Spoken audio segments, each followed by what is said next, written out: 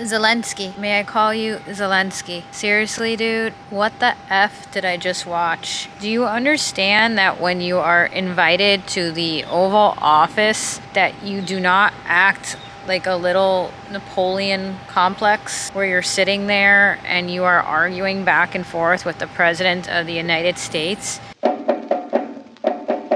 And at the end of the day, the United States is still the most powerful country in the world, and you need the backing of the United States to basically do anything in the political hemisphere. Have you lost your mind? Have you lost your mind in speaking to the president that way, in speaking to Vice President Vance that way, as well as everyone else in the cabinet of whoever was there, as well as the media of the United States that way, by speaking that way in the presence of all these people? Have you lost your mind? There was no professionalism there at all. You can get your point across without speaking in a hostile, aggressive manner and then pouting with your arms crossed. On the one hand, I thought that the way you spoke to the president and vice president was a disgrace. And then on the positive side, I can say that Americans watched Trump, at least the sane ones did, and we've never been prouder. In other words, to see such transparency and to not have a conversation that in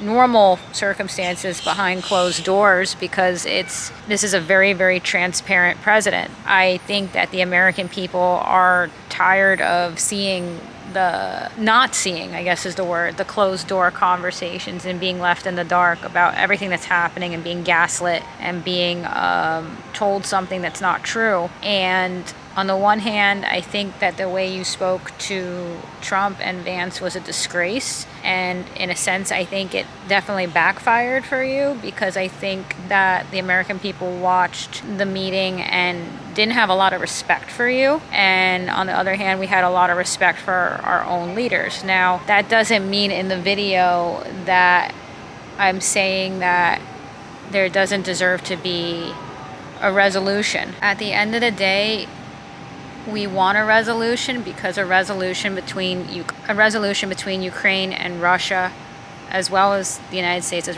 the rest of the world, is what's important for the world. So we don't want the fighting to continue.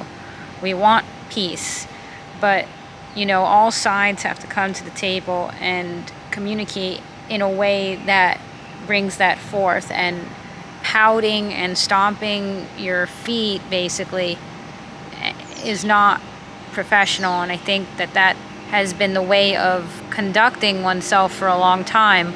And it was nice to see, I guess, the person that the majority of the country voted for stand up for the idea of peace, getting away from nonsense conflict, and speaking up for the American people. As he said, it's not that I'm on the side of Russia or I'm on the side of Ukraine, it's that I'm on the side of the American people. I have videos on my channel where when the war first broke out with Ukraine, I was, saying, pray for Ukraine. And I don't necessarily rescind that, but, you should pray for people who are in turmoil no matter where they are or what side they're on.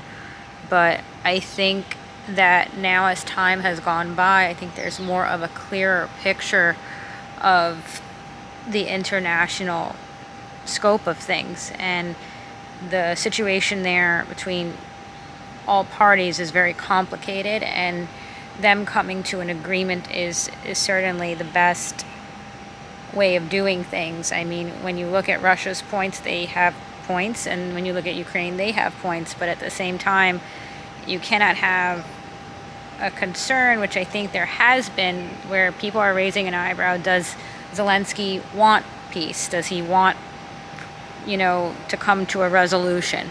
And obviously coming to a resolution is the best thing for everyone.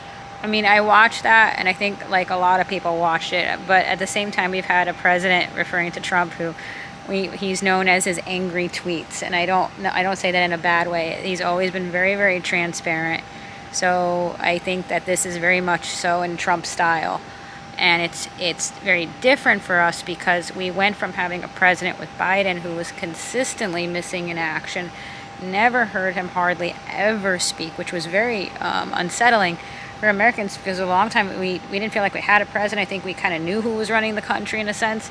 but we would never see him. We would never see him speak. We would never see him in an improv way, just like get out there and speak. And this is certainly quite the change now with Trump, and in a positive way. I think people are really tired of the behind the closed doors crap and the American people being led on, and then you hear the liberal media get out there and propel different interests, and it was certainly very refreshing. Like I said, I thought that the way he spoke to Trump and Vance was inappropriate. I thought the way Trump and Vance handled it was excellent. And at the end of the day, it was a very, like Trump said, entertaining television.